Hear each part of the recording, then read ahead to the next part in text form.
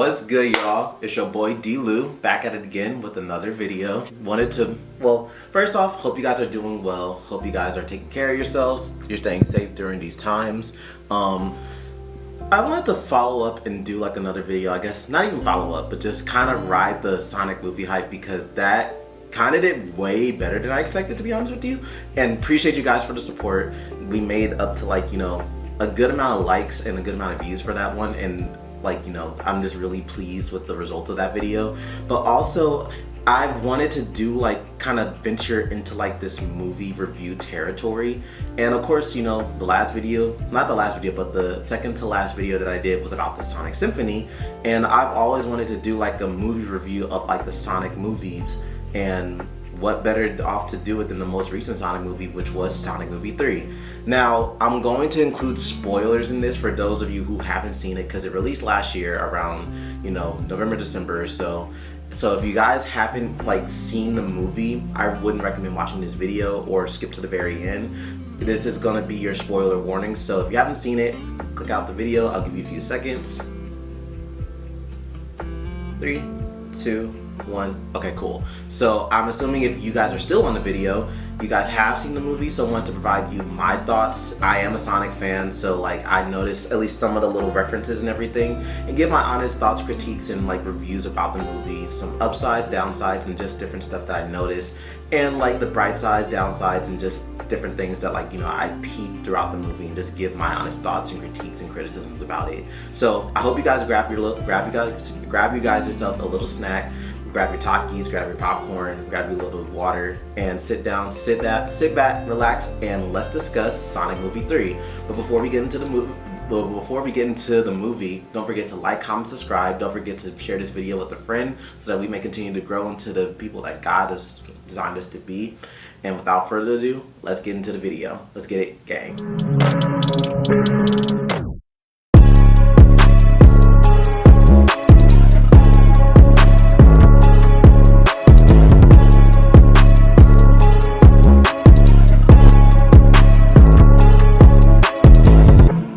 So, Sonic Movie 3, there was a lot of hype built up around this movie, because it obviously introduced a fan favorite character, Shadow the Hedgehog. Shadow the Hedgehog was introduced in Sonic Adventure 2 back in 2000, 2001, originally on the Sega Dreamcast, but then it got ported over to the GameCube.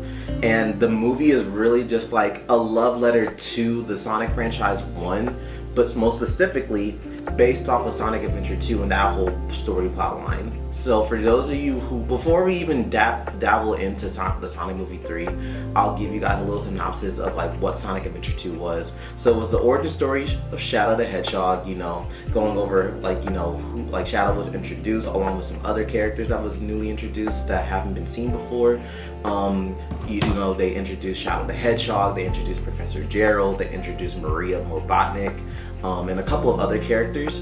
But ultimately that movie was just, about Hero or Dark, and just about Shadow's creation, and the whole plot line, and like how they intertwine with like revenge, and like wanting to save humanity and all that, and a bunch of different like outline plot lines that happen between that game and that movie. Personally, that is my favorite Sonic game. I know it's not a lot of people's cup of teas, because like oh, it aids well to controls, the stiffy animation movements. But for me, I personally grew up with that one. I do acknowledge that it has its flaws. Every game has its flaws, but for me, that is my personal favorite Sonic game. Second one will be probably Sonic Unleashed, and go about it from there. So it introduced Shadow, and originally, well, before I even mention that, let's just jump into the movie video. But that was like the introduction of Shadow the Hedgehog, and established like Sonic in his 2000s era, where he had that cool and edgy one, which was voiced by not Jason Griffith, but what's his name, Ryan Drummond, which was the voice of Sonic at that time. And now we have the current voice actor for Sonic. So let's go over like the movie through from what I remember, and I can provide my feedback and all that. So it starts off in Prison Island, where there's like, you know, it starts off with Prison Island, where there's security guards who station there, and they're watching over Project Shadow. And I do like that, like, you know, they keep into the integrity about, like, you know, Prison Island being established in the games, and they carried it over into the movies. So they have that. And I don't know if you guys know, but I'll insert it here, but like there's a little figurine that I guess is supposed to represent E102 Omega, and E102 Omega is this character that's later introduced in Sonic Heroes, and he's supposed to be like, you know, the Knuckles of Team Dark in that one. So that was like a little fun fact that I think I noticed and peeped that someone pointed out to me in the theater. They're like, oh, that little figurine is E102 Omega. So this movie, by the way, is filled with like a bunch of hidden gems that, like, if you're a Sonic fan, you'll peep it. If you're a Sonic Adventure 2 fan, you'll literally just be like smiling ear to ear with that. But if you're just like a casual person who's just like, oh, like Sonic movie for the kids, you may not peep the references and stuff that's like being said or shown in the movies that like other people would appreciate for the Sonic movie. So that's that. That was the first thing that I noticed. I was like, huh, the references are there, so I really like that. And then it opens with like the little guitar riff of like Live and Learn, but like it's the guitar version of it. And what I really like about this one is that it's kind of like implied in the movie that like Maria was the one that came up with that song. So it ties like the theme of song of Sonic Adventure 2 into like the movie. And that's why I say like it's heavily inspired by the game, which I really like, you know, appreciate that they took the creative liberties and were just like, hey, we're gonna reference the source material and incorporate it into the movie. So Shadow was just reminiscing about like the tune that Maria will often play on her guitar, and like, you know, he's on stasis and like on ice, so like he's just reminiscing about it. But then the computer gets hacked, and obviously, you know, it has the Eggman symbol, so we think, oh, a Robotnik is up to this, and he starts to wake up. Security, they run over to Project Shadow to make sure that he doesn't escape, but in Shadow fashion just punches through like, you know, the glass and all of his like effects, and he just takes out the guards just like that. And it really just shows like, you know, the aura that Shadow has, and like, you know, the amount of aura that he has and the amount of like, you know, impact that he has with his strikes. And he hasn't even said a word yet. He just throws hands and he just knocks out everyone, and then he escapes Prison Island and runs in, and then that's when you get the title screen. And then what I really like too is like, you know, the title of like the title screen and like the symbols of like the movie, it's very similar and reminiscent of Sonic Adventure 3, and it's because, Sonic Adventure 2, because that game is based off of Sonic Adventure 2. So it makes sure that there's a lot of symbolism with that movie and like with that game in mind. So a lot of stuff is going to look very familiar with it. So then you fast forward to the present day time. Well, not present day time, but like, you know, that other time, like, you know, back in like Sonic's hometown. Him, Knuckles, and Tails are having a race while Tom and Maddie, they're there like marking the race. And like, you know, it's really that like Sonic's just like, oh, I thought we were going like tube rafting, but we're actually having a race, like, come on. But like Sonic, they take off, and like, you know, it's showed by the graphics, like the graphics are looking good, the acting is good. You can tell like the characters got a little bit older, and like, you know, that's natural, like, you know, they're growing up, like they're not as small as like, you know, Sonic was in Sonic 1. Tails has aged a little bit, and Knuckles for sure has aged. So like, you know, they're getting bigger, and like I know some people, they have a problem with it, like, oh, they need to stay the same size. But for me, I'm just like, it's okay, like, you know, I'm not, as long as like they are not growing too much, because what, Sonic's supposed to be like 16, Knuckles 18, Tails is 10 or 8, somewhere around there. So just keeping like, you know, that in mind when it comes to like the characters in these movies. So just, they're having a race, and obviously like, you know, Sonic's just like, oh, like way out in front, it's me. But then Tails and Knuckles, it's the like they're just like, oh, like you need to catch up. And then Sonic turns on the afterburners, he activates like his spin dash, so he boosts off. But then he's like, oh, he starts celebrating, he passed a little goalpost and it spins around and everything, which is another reference that I noticed. And then like it shows like Tails and Knuckles just waiting at the end, but then it just reveals like there'd be holograms, and he's like, well, I won, but what happened to Tails and Knuckles? So he zooms back over to him, and then boom, it's is his surprise happy birthday, which is kind of just like his equivalent to when he arrived to Earth, and they're celebrating like that moment where, you know, he got to Earth, and he's like, none of this would have happened without, like, you know, Sonic coming together and bringing all of them together, you know. Tom and Maddie, you know, them finding Sonic, and then Tails and Knuckles and them building their family there. That was really cool, you know. So they did that. They went to Sonic's cave and just like reminiscing, just be like, you know, you never forget like what's in here in your heart. They had that really nice touching moment, and just seeing like, you know, the progression from like Sonic's cave and all that, and then like how he started off alone, and like, you know, he misses Long Claw, and he knows the experience of like loss. So just keeping that in mind for later. And then I believe from there, from what I remember, Shadow, like, you know, he's in Tokyo, and he's just like, you know, walking around, and he's just like, well, where am I and what happened? And then it shows like, you know, like 2024, and he's like, wait, I've been asleep for 50 years. And then the police and everything rally, like, you know, they surround him, and he's just like, oh, why won't you leave me alone? And this is where like you hear the voice, like the first voice line of like Keanu Reeves. And I really like Keanu Reeves as the voice of Shadow, for real. He does really good. Like for me, he takes like the inspiration of like David Humphries, the original voice of Shadow from Sonic Adventure 2, and then the modern day like Shadow that they use for like Shadow Generations, and he kind of blends them together but also makes it his own. So like, you know, he's not taking too much from David Humphries or from the Shadow from who currently is his current voice actor, but he's making it his own, but he's also trying to like stay true to like the original source of Shadow from Sonic Adventure 2, and like adding a modern day twist to it. So he does that. Tails, Sonic, and Knuckles, they're having like, you know, by the campfire, and then Gun, they just like, hey, like they fly in on a helicopter, and they were just like, Sonic, we need your help, you know, apprehending Project Shadow. So they request their assistance, and this is like by Commander Walters, and then the other commander as well, not the other commander, but like one of his subordinates. But she just has the vendetta. She's like, oh, they're aliens, you know, we don't need them or whatever. But he's just like, no, we do, because they help save Sonic. I mean, they help save like, you know, Station Square, or like, you know, Green Hills.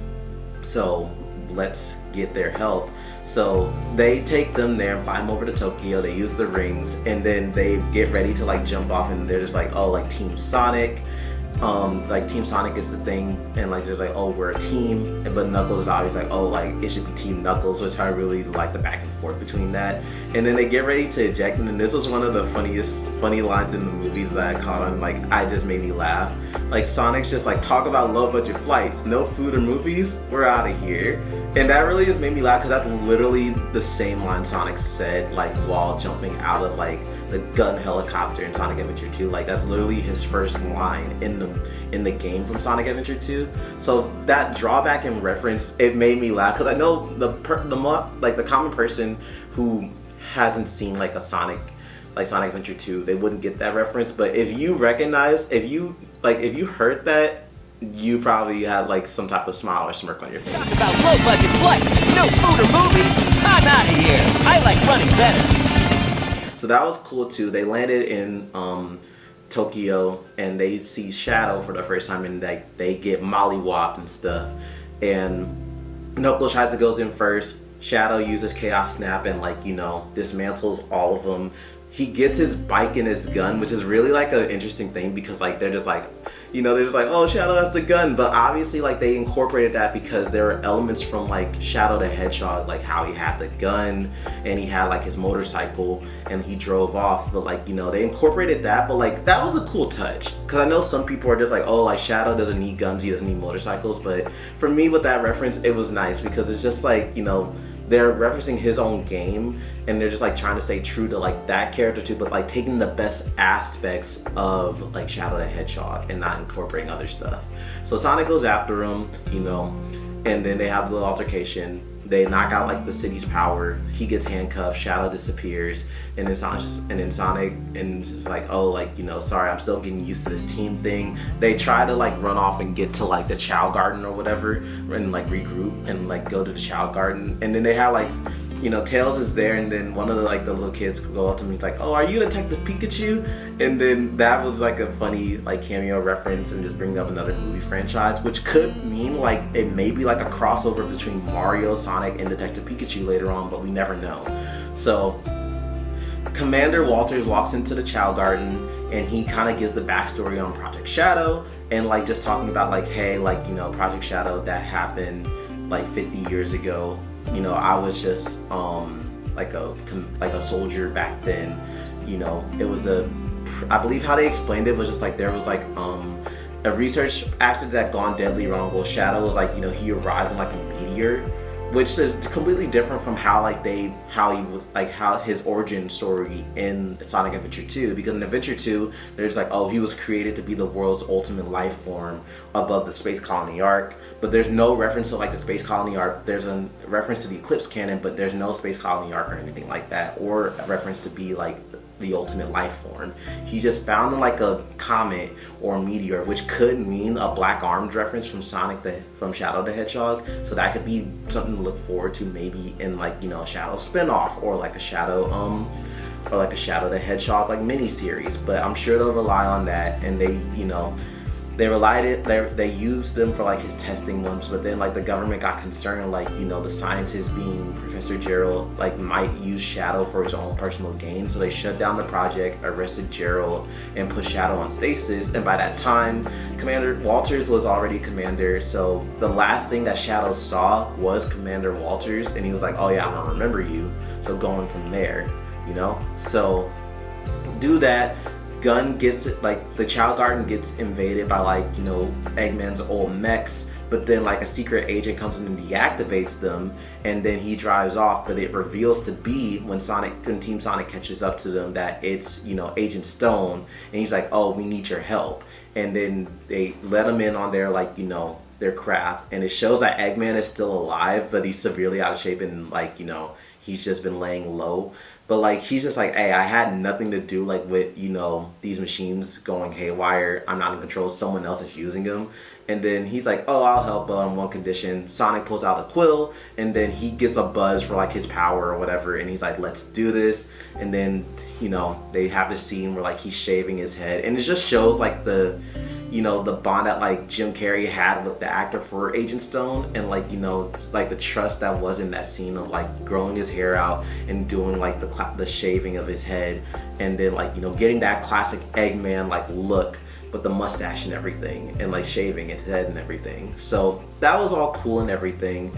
Then they have Shadow going like back to like that lab where everything was for him. He starts reminiscing, and that's where we get to see Maria for the first time. And I really love the faithful adaptation that they have for Maria. However, they don't make, it's not implied like she's sick or anything. She's just the professor's granddaughter. So they had like a more human aspect, and like, oh, Shadow, but like it's more just like, hey, like she's human. She has that robotic side, so she's quirky. She likes doing things that a little girl likes. Dancing, being mischievous, popcorn, guitar, all that good stuff. So she has her roller skates, and she gets into like her room, but on the way to her room she discovers Project Shadow, and she's just curious about it, and Shadow's just like, oh, it's another human, and he was in a test too. He's like, oh, it's another human, like they all look at me as like a monster.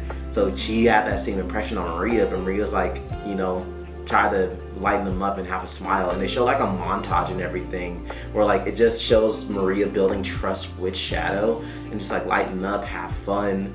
And then like Maria's just like I don't view you as a monster. You are who you are, and you can be whoever you want to be. So just really signifying the loss that like Shadow has with like losing Maria, and why he's so upset like with everything, and like how he experienced the loss. So they go to like so pretty much he reunites with like a shadowy figure, and we'll get to that soon.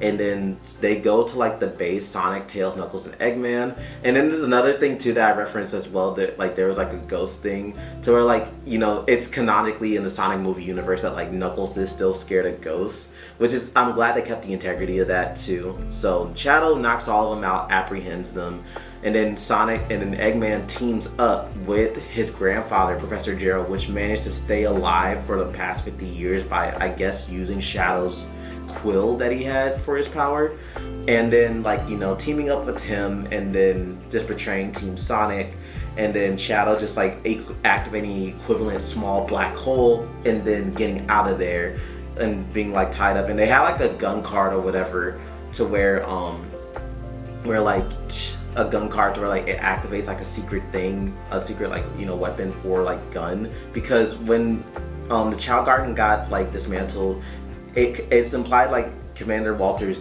passed away. He died from his injuries, and then like the little subordinate that Commander Walters had, she's like, oh, I blame Team Sonic for this, like because she found a picture with them, and she's like, oh, Team Sonic did this. So he gave him like a little key card. Shadow took it, and it's implied to like be like a key for like the military's top secret weapon, which is called the Eclipse Cannon. And he took it, and they're like activating it. So they go to London to Gun's headquarters to like get the other key card, and then they rendezvous with Maddie and Tom, and they're just like, okay, how can we get in there? And then that's when we're like, Maddie makes an interesting point. She's like, why can't we just have Sonic go God mode and then do it? But they're just like, we agree never to use the Master Emerald again, so keep that in mind for later. But they're just like, we could break down the barriers, but we need Maddie and Tom to get involved. And I like the human involvement too, but I know some people are just like, oh, humans shouldn't be involved in like Sonic movies, like it should just be Sonic and the crew. But like, they have small relative roles, and like as long as like they keep the focus on like Sonic and crew, that's fine with me. The humans can be involved somewhat. I like Agent Stone, I like Tom, I like Maddie, I like Wade, so they're fine with me in my book.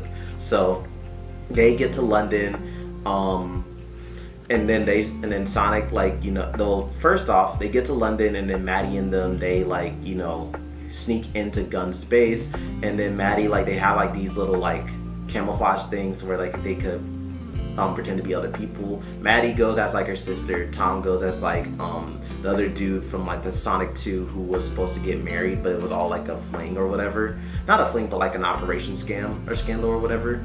But then I could tell like some people were just like, oh, do you know what, she was like, oh, do you know what gun means? She was just like getting something, whatever. I honestly don't remember, but I could see like some of the writing. I was just like, okay, this wasn't funny. Like it may have been pressing too hard, but like I'm just like, I didn't see like the appeal of that. But then they get into like the database, and they have the thing where it's just like, oh, take this in, blow on it, and then put it in, and it works. And then they activate like the barrier, and then Knuckles is just on standby, just being like, oh, like break things in case of emergency. Sonic's like, we're out of time, and he tries to blitz the force field.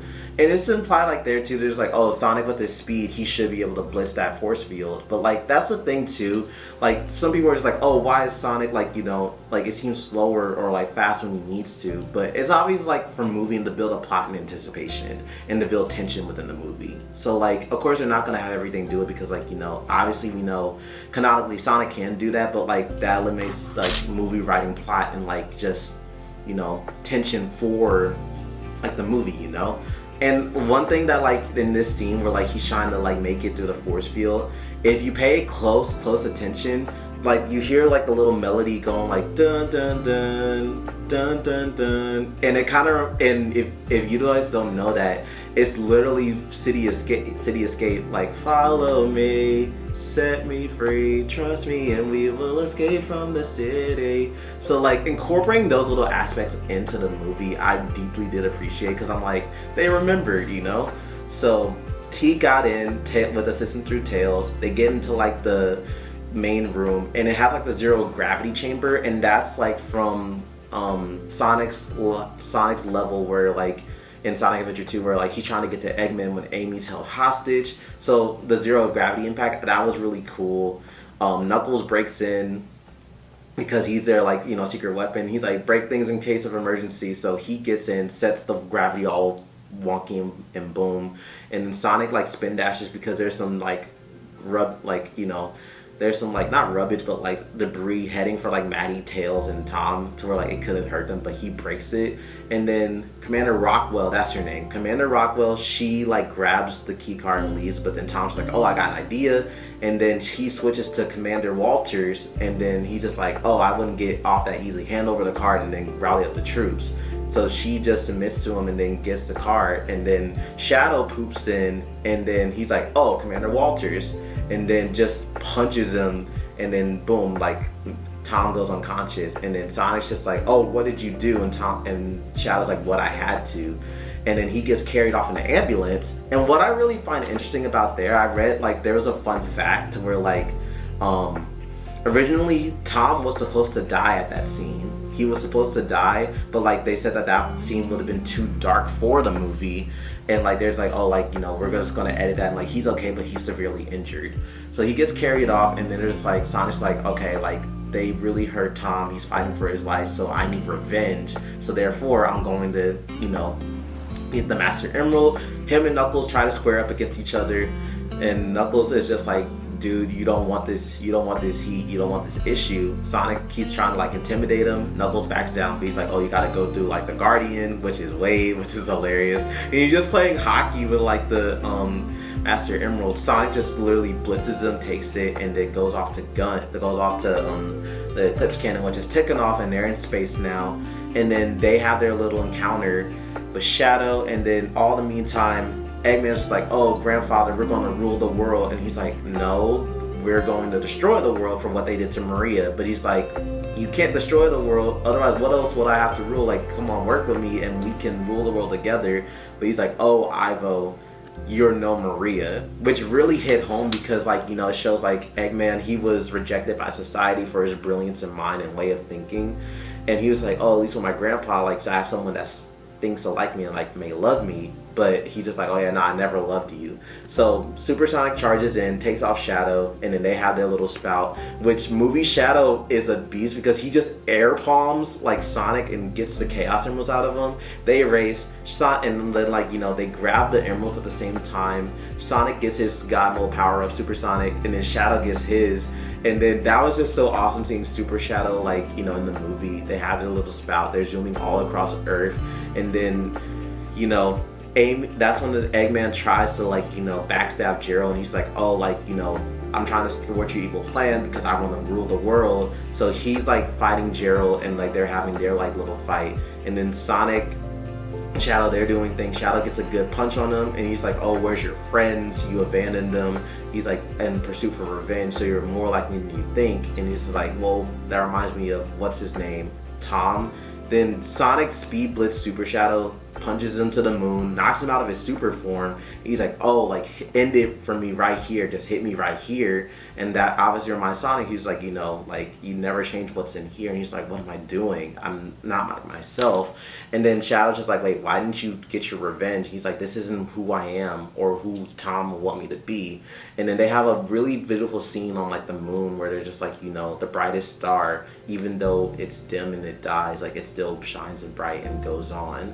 And then Sonic like reconciles with Shadow on the moon, and then he was like, oh, one thing I really learned was, like, you know, if you mess up really bad, you can't fix it on your own. And then you start hearing like Live and Learn, kind of like the guitar riff for Live and Learn come in, and then da da da da da da da da da, and that was the moment that like it got really hyped because for Live and Learn to come into the movie, it was really dope because it's like we all knew that was coming, but we didn't know at what capacity, you know.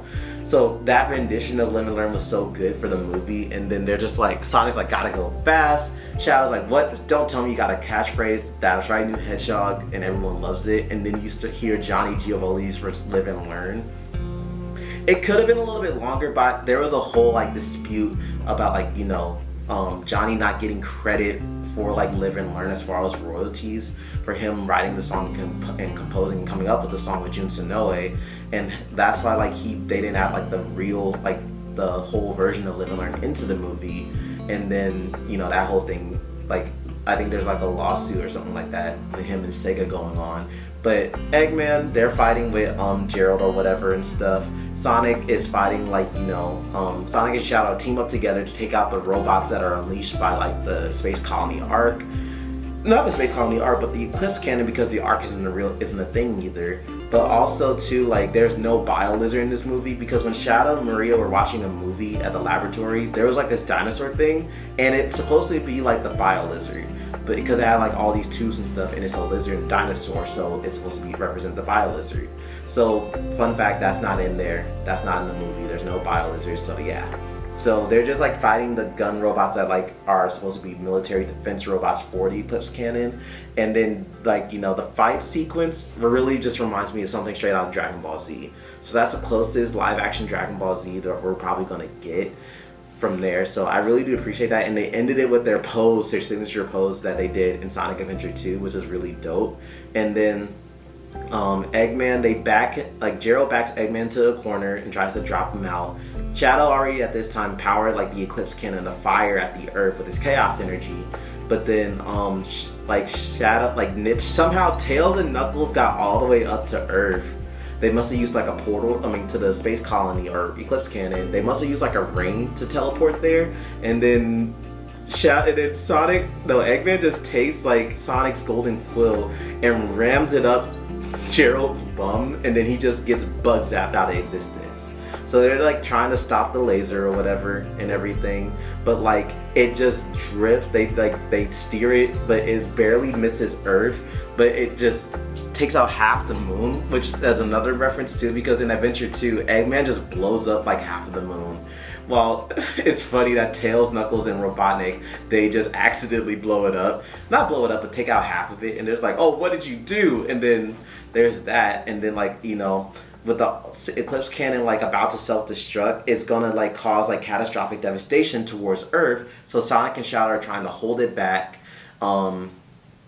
Sonic falls out of his super form, and Tails jumps down and like tries to save him with the ring, but Tails passes out, which is like, you know, I get Tails had his moment, but I'm like, I wish he could have done more, but he did okay. He hacked like the system for the force field and like, you know, did that. So he had his moments and stuff like that, but like it wasn't as much as he lived up to in Sonic Adventure 2.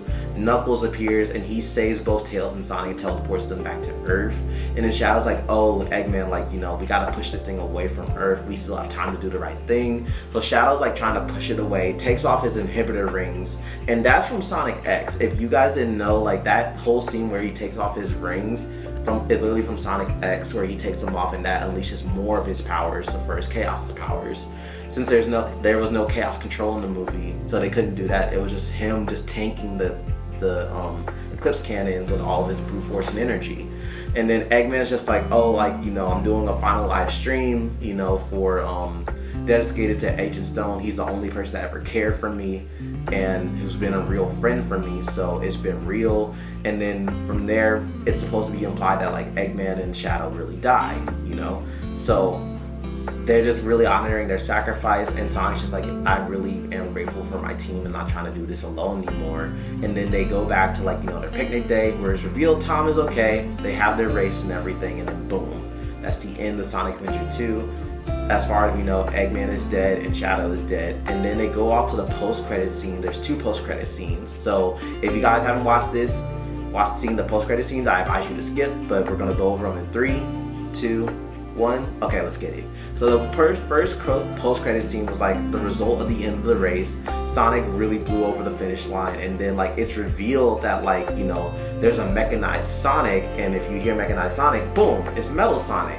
And then he tries to shoot Sonic, it fails, but like Sonic like bops him, and then there comes like a whole army of gray Metal Sonics or Mecha Sonics, and then they try to jump Sonic, but then you see a pink hammer and it bashes all of them, and then boom, Amy Rose. So you get revealed that there's Metal Sonic maybe for Sonic 4 and Amy for Sonic 4. So showing those 2 reveals, which was really cool, because to be honest with you guys, I really thought they were gonna like try to introduce like Rouge the Bat, because my guesses were this: it was originally going to be Amy and Rouge the Bat, but I was like, I knew I had it on Amy, no Rouge, but hey, I'll take Metal Sonic, because I bet they can go about maybe some Sonic CD route or something like that.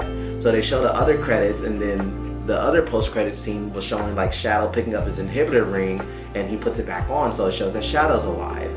Shadow's alive, but we don't know what planet he's on, or if he's even on Earth or not, but still nothing for Eggman. So that was the end of Sonic movie 3. My overall thoughts was like, if you're a Sonic fanboy, you're gonna love this movie. There's a whole bunch of references, there's a whole bunch of cameos that you're gonna like and that you may recognize and just be like, I really like this movie. But like, there may be some minor gripes that you have with it, like, you know, with the humans being involved, Sonic's inconsistent speeds, and like, you know, maybe some of the writings, because I heard some people just saying like, oh, like, you know, the writing just felt really inconsistent and like it was just all over the place. But I think I really did enjoy it, and from the casual perspective, it's something really cool, like, you know, watch with the friends and watch with the kids, keep your kids entertained.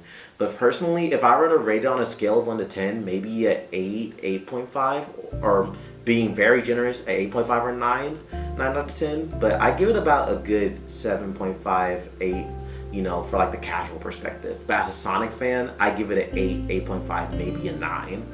But that's my Sonic 3 movie review. I really did enjoy it. I'm sorry it took me this long to make the movie review video that I wanted to do, but I really wanted to do this video justice and just give it the proper time and explanation that I wanted to do and wanted to say. But let me know what you guys think about the Sonic movie 3 review. Drop it in the comments below. Let me know if this was your favorite Sonic movie out of all the 3 Sonic movie videos, or Sonic 3 movies, I mean Sonic movies in general. Which one was your favorite? Was it Sonic 1, Sonic 2, or Sonic 3? You know, what you like about it, what you didn't like about it. Let me know in the comments below. And while you guys are down there, please, for me, don't forget to like, comment, subscribe. Don't forget to share this video with a friend so that we may continue to grow into the people God wants us to be. As always, Jesus loves you, and so do I. And it's your boy, D-Lou, signing out. Take care.